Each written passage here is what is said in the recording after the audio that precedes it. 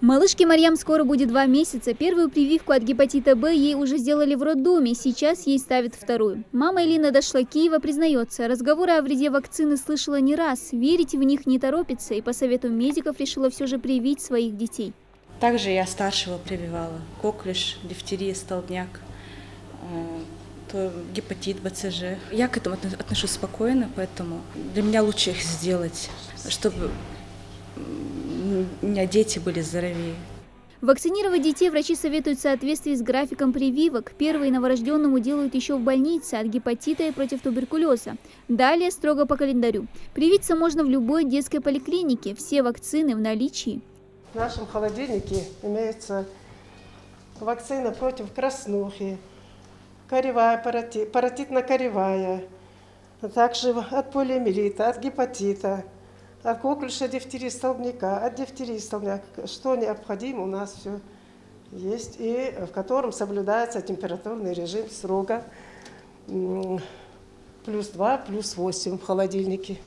Вакцина-профилактика – наиболее эффективный способ предотвратить различные инфекционные заболевания. К сентябрю медики начинают прививать детей от гриппа. Но в последнее время многие недоверчиво относятся к прививкам не только от гриппа, но и от других заболеваний, таких как корь, коклюш или полиомиелит, который в тяжелой форме может привести к инвалидности ребенка. Если еще БЦЖ мы как-то родители постараются делать в роддоме мамочки, то все остальные прививки просто страдают ужасно.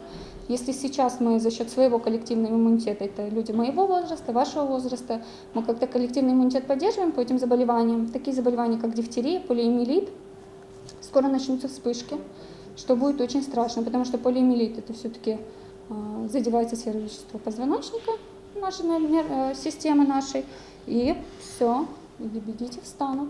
Ничего не будет больше.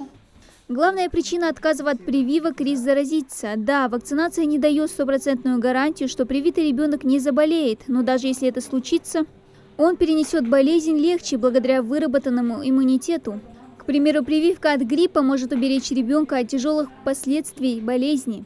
Мамы не понимают, что грипп, такое заболевание, как им кажется, легкое, но приводит к очень большим осложнениям, таким как гломерулонефрит, менингит.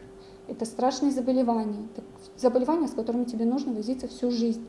Им кажется, что грипп, все нормально, быстренько сейчас подлечим и все. Это пневмонии, у которых просто течение такое быстрое, на 6-й день ты просто не узнаешь легкие ребенка.